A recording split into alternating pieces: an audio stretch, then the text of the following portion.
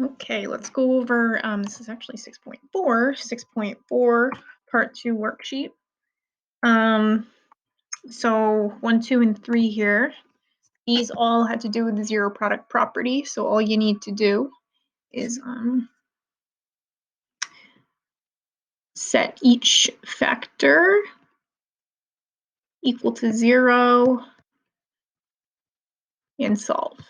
So first one, x plus 4 equals 0. Subtract 4 from both sides. X equals -4. And that's your first answer. Then we have x minus 7, 7 equals 0. Add 7 to both sides, and x equals 7.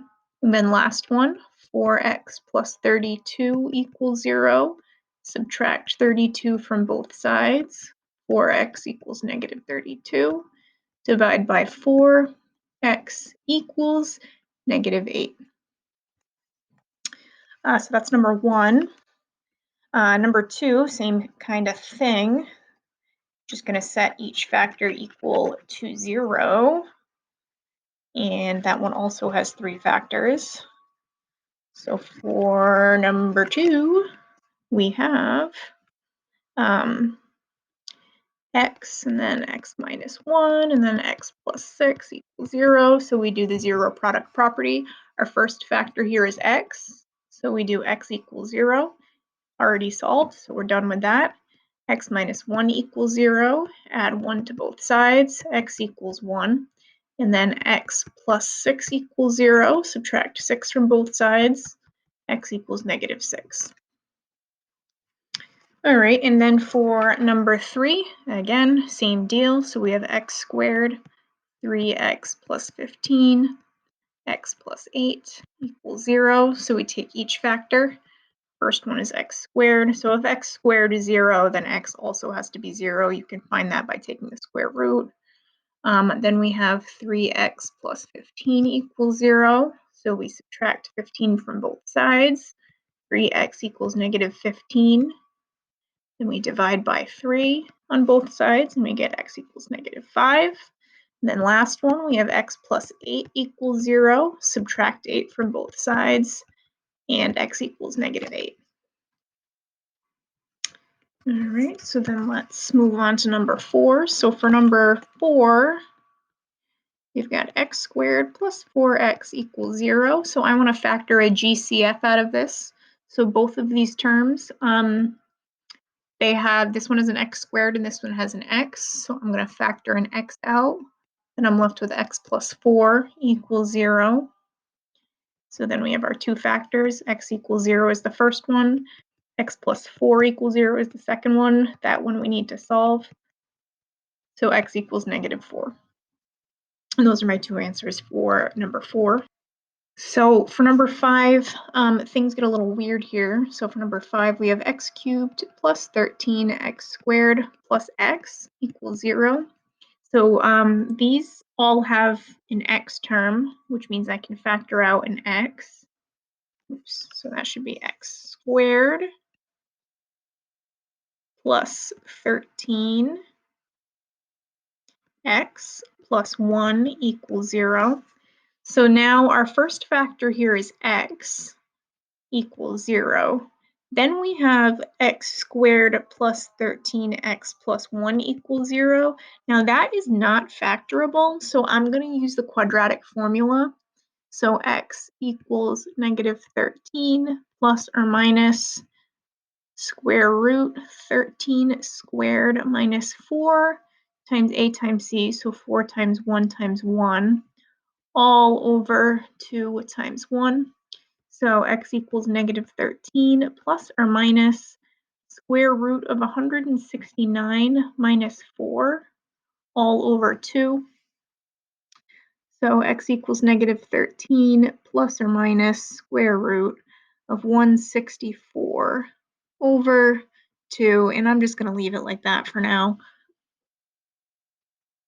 So that's 5. You've got 3 answers, x equals 0, and then x equals -13 plus square root of 164 over 2, and then -13 minus square root of 164 over 2. That could be simplified further, but for the sake of keeping this brief, we'll just leave it there. The idea here is that you want to factor it completely if you can, and if you can't and you have a quadratic, then you could use the quadratic formula to continue to solve that. So let's go to the next one. So 6, we have x cubed plus 125 equals 0.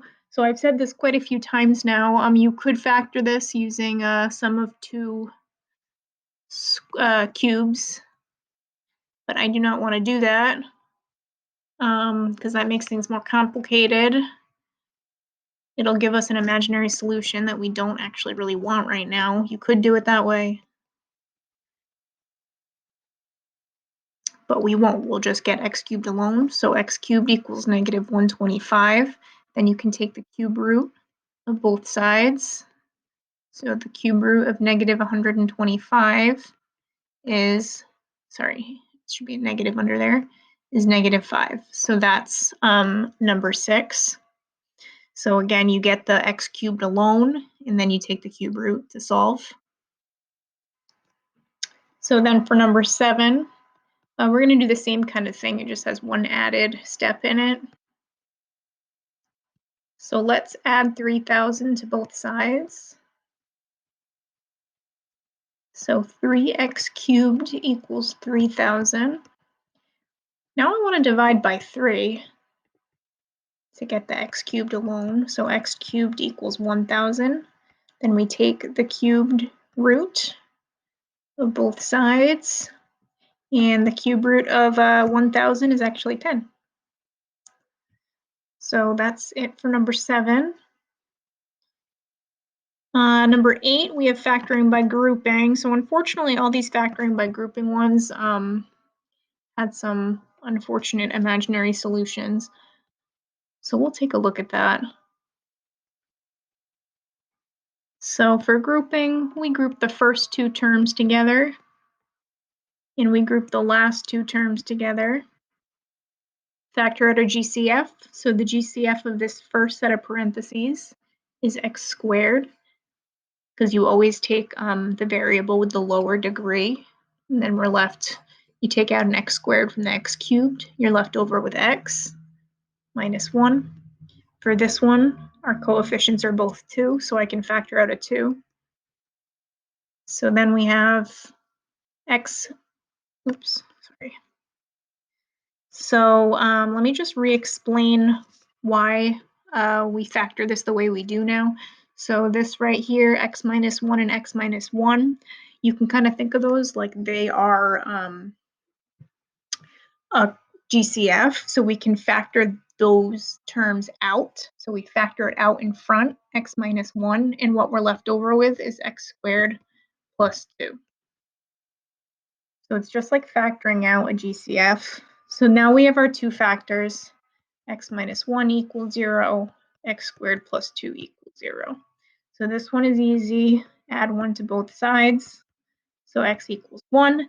This one is going to cause us some grief over here. So we subtract 2, then we have x squared equals negative 2. Now we know that that's a problem. Those are not going to be real solutions. On the test I'm giving you,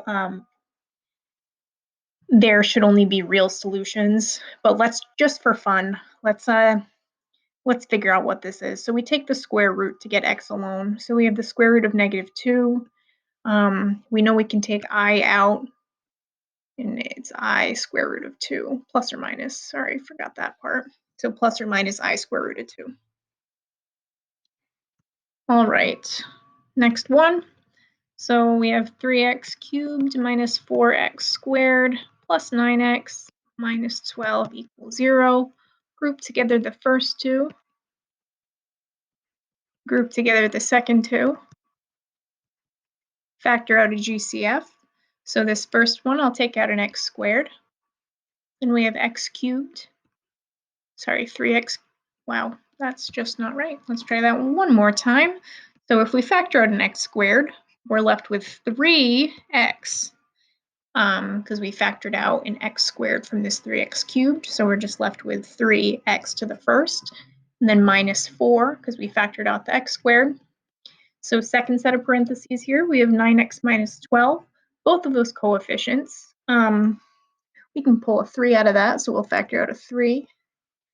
So then we have 3x minus 4 equals 0. So this 3x minus 4 is a like term, so we can factor that out. Then we're left over with x squared plus 3. So then we have 3x minus 4 equals 0. Add 4 to both sides. 3x equals 4. Divide by 3. And then x equals 4/3 is your first solution. Then we have x squared plus 3 equals 0. This one is going to give us a problem again, because then we have a negative, so x squared equals -3. So x equals, if we take the square root of -3, which equals plus or minus I square root of 3. So plus or minus I square root of 3. All right, last one.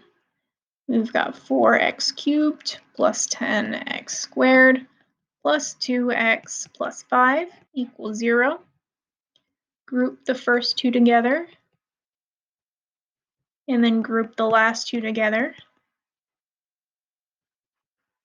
For this first one, I'm going to factor out a 2x squared, and then we're left with 2x plus 5 plus 1 times 2x plus 5. So remember what I said before about if you don't have a GCF, you want to factor out a 1 so that when you pull out this like term here, I should try to squeeze that in a little more.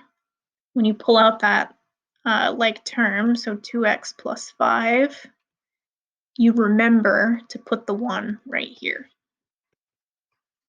All right, so then we have 2x plus 5 equals 0. We solve that, subtract 5 from both sides. 2x equals -5, divide by 2. X equals -5/2, or -2.5, -2.5, whatever you like.